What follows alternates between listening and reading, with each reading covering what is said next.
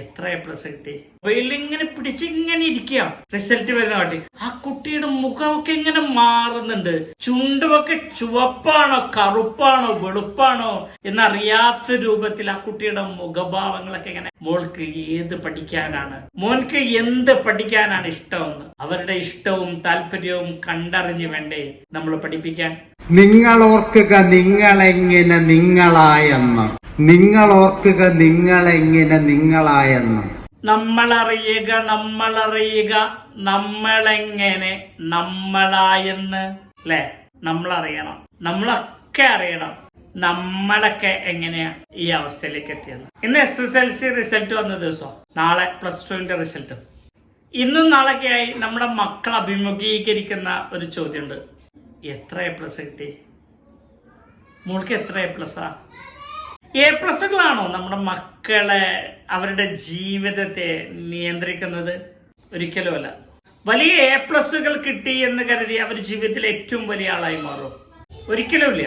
10ാം ക്ലാസ്സിനും +2വിനൊക്കെ motivation class എടുക്കാൻ വേണ്ടി പോകുമ്പോൾ പറയാറുണ്ട് SSLC എന്ന് പറയുന്നത് ഒരു ടേണിംഗ് പോയിന്റ് ആണെന്ന്. ശരിയാണ്. അത് വല്ലാത്ത ടെൻഷൻ അടിക്കാനുള്ള ഒരു ടേണിംഗ് പോയിന്റ് ഒന്നുമല്ല. മക്കൾക്ക് അങ്ങനെ കരുതിയിരിക്കണത്. വല്ലാത്ത ടെൻഷൻ അടിക്കണം SSLC റിസൾട്ട് വരുമ്പോൾ. ഒരു കുട്ടിയെ ഞാൻ കണ്ട് മൊബൈലിൽ ഇങ്ങനെ പിടിച്ചിങ്ങനെ ഇരിക്കുക. റിസൾട്ട് വരുന്ന കാട്ടി ആ കുട്ടിയുടെ മുഖമൊക്കെ ഇങ്ങനെ മാറുന്നുണ്ട്. ചുണ്ടുമൊക്കെ ചുവപ്പാണോ കറുപ്പാണോ വെളുപ്പാണോ എന്നറിയാത്ത രൂപത്തിൽ ആ കുട്ടിയുടെ മുഖഭാവങ്ങളൊക്കെ ഇങ്ങനെ ടെൻഷൻ അടിച്ചിട്ട്. അത്രയ്ക്ക് ആവശ്യമുണ്ടോ SSLCക്ക്? SSLC ജയിച്ചവരും ഫുൾ A+ കിട്ടിയവരും ഒക്കെ ജീവിതത്തിൽ വിജയിച്ചവരാകുമെന്ന് പറയാൻ പറ്റുമോ?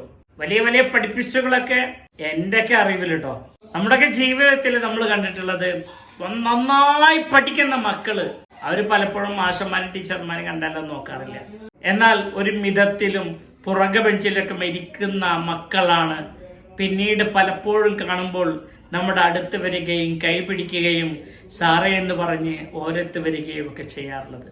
വലിയ വലിയ A+കൾ കിട്ടിയവരാണ് സ്വന്തം പ്രിയപ്പെട്ട അമ്മയുടെ കഴുത്തറുക്കുന്നത്. വലിയ വലിയ MBBSകാരാണ് സ്വന്തം ഭാര്യയെ വിഷം കൊടുത്തു കൊല്ലുന്നത്.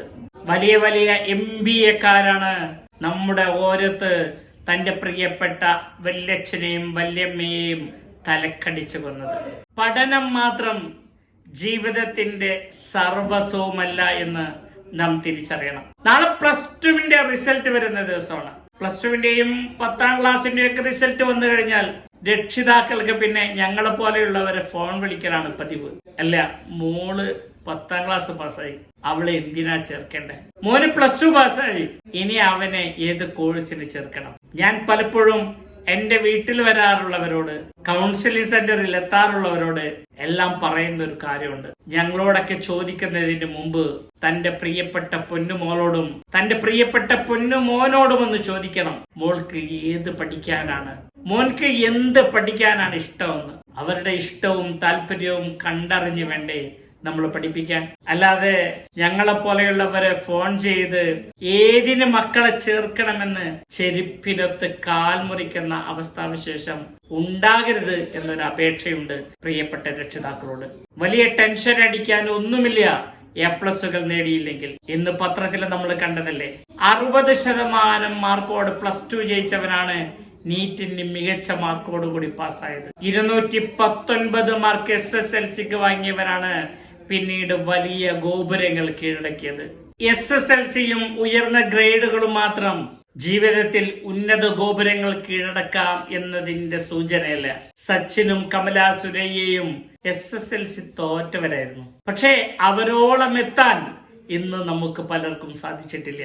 അതുകൊണ്ട് മാർക്ക് കുറഞ്ഞവർ വിഷമിക്കുന്നതിന് പകരം അതൊരു മത്സര ബുദ്ധിയോടെ ഏറ്റെടുത്ത് +2വിന് ഞാൻ നല്ല മാർക്ക് വാങ്ങുമെന്ന് ഉറച്ച് മനസ്സിൽ കരുതുക.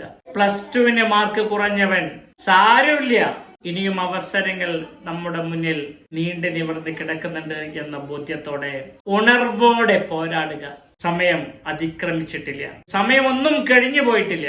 അതുകൊണ്ട് എല്ലാവിധ ആശംസകളും എന്റെ പ്രിയപ്പെട്ട മക്കൾക്ക് നേർന്നുകൊണ്ട് നിർത്തട്ടെ. Thank you.